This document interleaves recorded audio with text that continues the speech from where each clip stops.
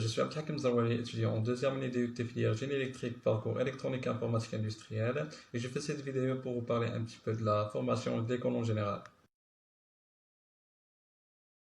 Quand un DUT, alors le DUT est le diplôme universitaire de technologie, c'est le diplôme qu'offrent les écoles supérieures de technologie. Il se prépare en 2 ans et à la sortie vous avez le statut d'un technicien supérieur.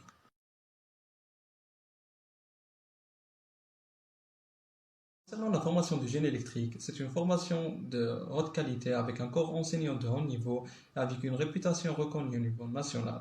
Alors la formation se prépare en 4 semestres. Pour le premier semestre, c'est quasiment basique, avec des modules de programmation comme la programmation C++, l'algorithmique, etc.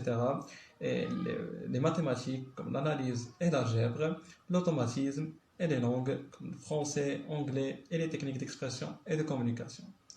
Pour le deuxième semestre, c'est un petit peu plus de la spécialité où vous allez voir des modules de l'électrotechnique et de l'électronique. À la fin d'année, vous êtes appelé à passer un stage appelé stage d'initiation, d'observation au sein d'un organisme public ou privé d'une durée de 4 semaines afin de valider votre première année.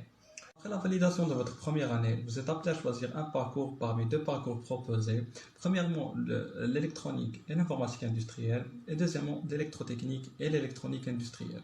Alors, la différence entre les deux est que le premier, l'électronique et l'informatique industrielle, est basé un petit peu plus sur l'informatique, comme la programmation VHDL, le traitement de signal, la propagation des ondes et les antennes.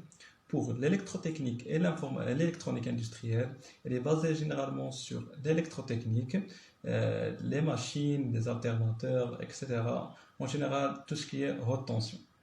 Concernant le quatrième et le dernier semestre, elle est basée généralement sur des modules de l'économie comme l'entrepreneuriat, le droit social, la gestion des entreprises, etc. Et un module de l'automatique, ainsi que ce semestre est ponctué par un PFE, un projet de fin d'études. Et à la fin de la deuxième année, vous êtes appelé aussi à passer un stage, mais cette fois-ci un stage technique d'une durée de 8 semaines.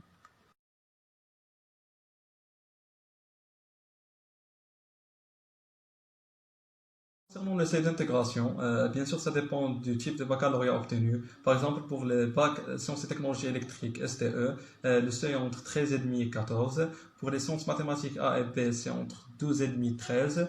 Et pour les bacs PC, c'est entre 14,5 et 15. Mais ces seuils changent chaque année, alors j'ai donné une petite approximation, c'est tout.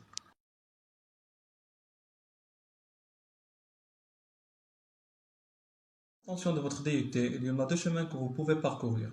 Le premier est l'insertion du monde professionnel et avoir un travail. La deuxième est la poursuite d'études. Pour la poursuite d'études, vous pouvez poursuivre vos études dans une école d'ingénieurs comme le réseau INSA, l'INSAM, l'INSET, l'IMPT, l'INSIAS, etc. La présélection est basée sur la note de votre DUT, puis un concours écrit et parfois un concours oral. Pour le deuxième choix est une licence ou licence professionnelle qui est aussi basée sur la note de votre DUT et un concours écrit. Pour le STEDFES, il offre une licence professionnelle pour les génies électriques en maintenance des équipements biomédicaux.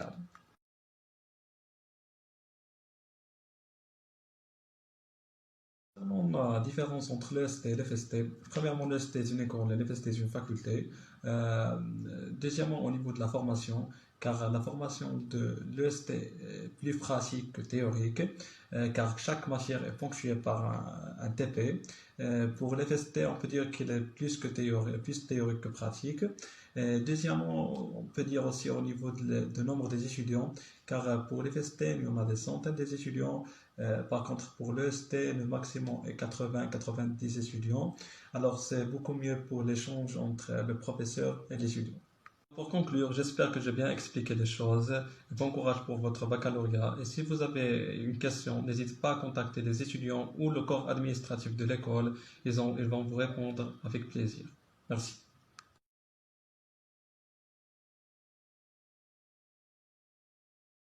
ما تنساوش ديروا ابوني وتفعلوا الجرس باش يوصلكم كل فيديو جديد ديالنا. بارطاجيو لا فيديو مع صحابكم. ميرسي بوكو اي بون كوراج.